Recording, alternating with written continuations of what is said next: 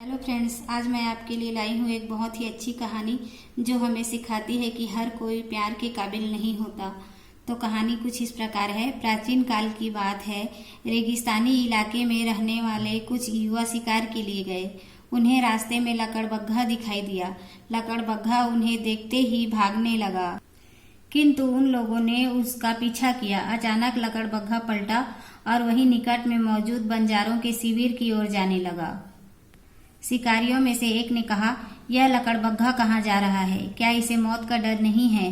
दूसरे ने कहा कि मौत के डर से उसकी बुद्धि काम नहीं कर रही है, वह बंजारों के पास जा रहा है। खैर, जहाँ भी जाए उसकी जान हमारे हाथ। घबराया हुआ लकड़बग्घा बंजारों के तंबुओं की ओर बढ़ा। उसे देखते ही महिलाएं, बच्चे और बड़े सभी चिल्लाते हुए इधर उधर भागने लगे। उसके पीछे पीछे युवा शिकारी भी वहां पहुंच गए। लकड़बग्घे ने जब अपनी मौत को निकट देखा तो एक जगह रुककर इधर उधर देखने लगा और फिर एक तंबू के अंदर चला गया। शिकारियों ने कहा कि तंबू के भीतर चला जाए, अन्यथा वह अंदर मौजूद सभी लोगों को फाड़ खाएगा। अचानक तंबू के भीतर से कोई निकला और कहने लगा, क्या हो रहा है? तुम लोग तलवार लेकर मेरे तंबू के सामने क्यों खड़े हो? उन युवा शिकारियों में से एक ने कहा, हमें तुमसे कोई काम नहीं है। यह खतरनाक पशु तुम्हारे तंबू के भीतर घुस गया है। यदि हमने उसे न मारा तो वह तुम्हें मार देगा। उस व्यक्ति ने कहा, यह हमारे संस्कारों के विरुद्ध है कि जो हमारी शरण में आ जाए उसे उसके शत्रु के हवाले कर दे। दूसरे ने पूछा, चाहे वह एक खतरनाक जानवर हो, लकड़बग्घा हो, तब भी?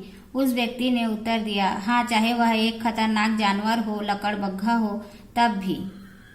एक अन्य शिकारी ने कहा, यदि हम उस जानवर को जबरदस्ती तुम्हारे घर से बाहर निकालना चाहें तो तुम क्या करोगे?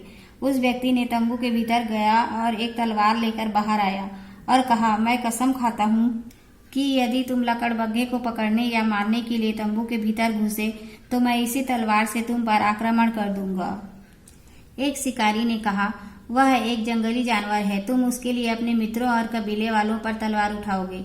उस व्यक्ति ने कहा कि मैं वही करूंगा जो मैंने कहा है, तुरंत मेरे तंबू से दूर चले जाओ। युवा शिकारियों के पास कोई दूसरा रास्ता नहीं था, इसलिए वे उस व्यक्ति के तंबू के पास से चले गए। वह आदमी तंबू के भीतर गया और उसने लकड़बग्घे को, जो एक कोने में जाकर छिप गया था, धीरे धीरे बाहर निकला। लकड़बग्घा, जो कुछ क्षणों अब तक स्वयं के मुंह में देख रहा था, कि सुरक्षित महसूस करने लगा। उस व्यक्ति ने मुस्कुराते हुए कहा, डरने की कोई बात नहीं है। तुम जब तक यहाँ हो कोई भी तुम्हें पकड़ने के लिए तंबू के निकट नहीं आ सकता। लकड़बग्घे ने अपने मुंह से एक आवाज निकाली और अपनी खतरनाक आंखों से उस व्यक्ति को देखा। वह आदमी समझ नहीं पाया कि लकड़बग्घा अपनी आंखों के माध्यम से क्या कहना चाहता है। उसने सोचा कि चूंकि उसने लकड़बग्घे को शिकारियों से बचाया है, इसलिए वह अपनी आंखों से उसके प्रति प्रेम प्रकट कर रहा है।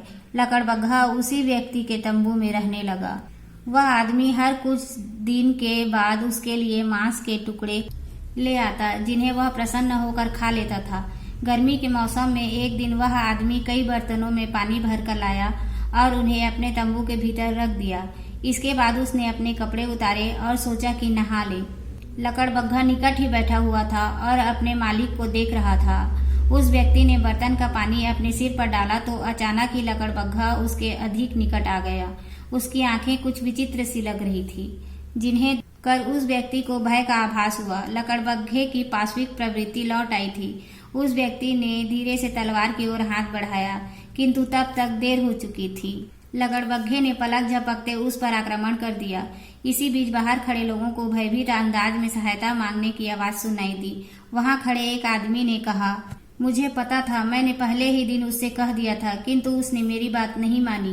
तभी से जब कोई व्यक्ति ऐसे मनुष्य की सहायता करता है जो प्रेम व स्नेह को नहीं समझता और सहायता के बाद उसे क्षति होती है, तो यही कहा जाता है कि वह व्यक्ति कोई भेड़िए का बच्चा पाल रहा था। जब वह पल गया तो उसने अपने ही मालिक को फाड़ खाया। फ्रेंड्स, मुझे उम्मीद है ये कहानी आपको पसंद आई होगी। आगे भी आप इसी तरह से कहानियाँ सुनना चाहते हैं तो प्लीज़ मेरे चैनल को सब्सक्राइब कीजिए। मिलते हैं नई कहानी में, नए